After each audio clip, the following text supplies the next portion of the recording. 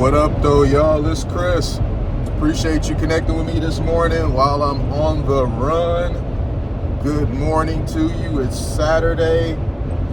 It's a bit of a chilly day and one of those depressing sky days, but we in good spirits nonetheless. We always gonna be in good spirits. Everything's always gonna be all right, because that's just the way we do. Shout out to you guys, my subs, new and old. Thanks for being along, figuratively and metaphorically, for the ride to 5,000. And let's get into this topic here, man. And this is one that kind of, it hits home for me. And it's StockX being sued by Nike. Now, this is one that I really was like, damn, man. It's far worse than we ever could have imagined. Let me give you a little bit of a backstory. So StockX, they're a Detroit-based company. That's one of the reasons why I use them, because they're based here in Detroit, started here in Detroit. So when I wanted to get different sneakers, I've bought them on there. I went on there, trusted the process, and grabbed sneakers on there. Other people have had me go on there and get sneakers for them, use my account to get sneakers for them, because they didn't want to be bothered with setting it up. So yeah, I've grabbed sneakers from there for myself. I've grabbed sneakers from there to get for other people. I've given sneakers as gifts that I acquired from there. So I am a person who uses the platform. But there have been situations, now you see the YouTube videos, there's been situations where you got people who intentionally send inauthentic sneakers into StockX to try to test their authentication process. And sometimes they'll catch it, a lot of times they won't. And those were a bit concerning, but we listen to what they say, that it's a very small percentage of inauthentic ones that get through. Before, they used to say it was 100% guaranteed that you got authentic sneakers, and then they kind of adjusted that because it was too many videos being made about the fact that they were authenticating inauthentic sneakers and allowing people to sell them. So that got changed. But then this is when things really blew up. But okay, all right. Actually, let me give you this bit of information here before I move on to that. If you were unfortunate enough, because this is important, if you were unfortunate enough to buy a pair of sneakers that were inauthentic, there really was nothing that you can do about it. They have a no return policy that they stick to, and they make it intentionally difficult for you to reach anybody to get anything done about it. In fact, I seen people provide receipts that when they actually were able to get in contact with somebody at StockX about the inauthentic sneakers, StockX would recommend that they send the same shoe in and just sell it to somebody else. How's that for crazy? A shoe that they now know is inauthentic because you've provided them with the evidence of it, because they get the shoes and they run them through different apps, or there's different apps and stuff out there that you can do to authenticate sneakers, and some people just know because they run their own shops. They were able to provide evidence that the sneakers were inauthentic, and StockX still wasn't going to do anything for them. They basically said just put them back on and sell them to somebody else. Obviously, that's a problem. You shouldn't be taking something and selling it and discovering that it's not legit, and then telling them, oh, we'll just put it back on here and we'll just sell it to somebody else who doesn't know any better. That's a problem. Now let's get to where I was going to go with this. And that was when things really started to unravel, is when you had a guy who owns a shop. He bought like 60-something pairs of sneakers, and when he got them all in, he was able to go ahead and run this authentic testing.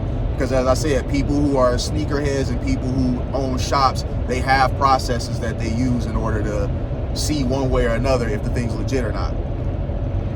He basically said that nearly all of them something like that, were inauthentic. He got in contact with StockX and they were not really trying to do anything for him. So he contacted Nike. And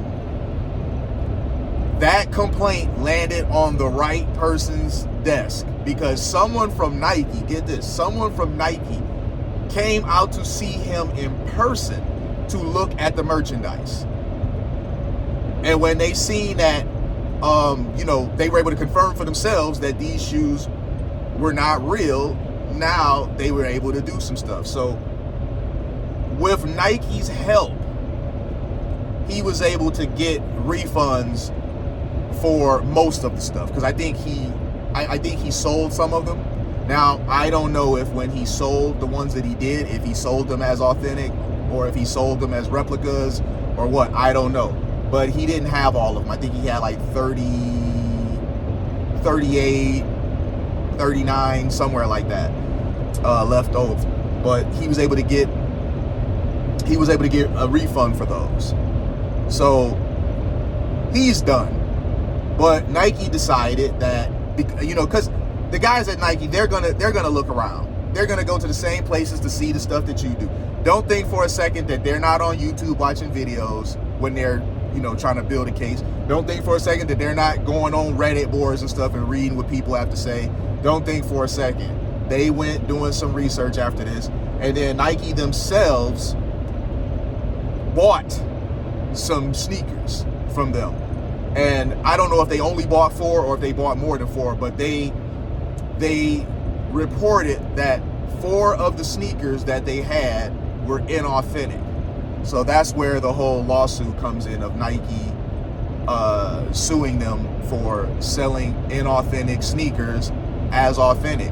And apparently they're adding into the lawsuit that they are knowingly doing this because, as I said, people provided receipts of talking to people at StockX about the shoes being inauthentic and then basically saying relist them and sell them to somebody else. So yes, that is you knowingly selling products that are inauthentic. So I don't know, man. I can only assume that the shoes that I got off of there are authentic. But the tag that you get on there that's saying is StockX verified, it doesn't really mean a whole lot of anything, because they've now admitted that their process, they can't fully determine, especially for certain shoes. For certain shoes, they really can't determine if they are authentic or not, and they listed off certain ones. Some of the different dunks, some of the different special edition dunks, they've pretty much admitted that they had no way, one way or another, to authenticate if those were legit or not. So what? They come in the door, you just throw the green tag on them and just kick them out? You have no way of authenticating, so just claim that you did? It's a mess, man. And it really sucks that this is local, because, I love to support my local brands. I support local businesses as much as possible, man. And StockX, there's other places that I could go to get shoes, secondhand or aftermarket, if you will. And I specifically chose StockX because I'm supporting a local business. So this is just, it's not a very good thing to have to accept that, some of the stuff that you may have bought on there, not me personally, but some of the stuff that you guys out there may have bought, because some of these shoes, they resell for thousands of dollars. And it's not a good feeling when you think you might have paid 10 G's for some off-white Jordan 1s. I don't know if that's still the price of them now, but once upon a time they were.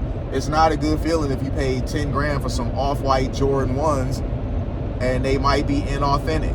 You could have just went to some rep site and paid $150 for them, but you paid $10,000 and you got reps anyway.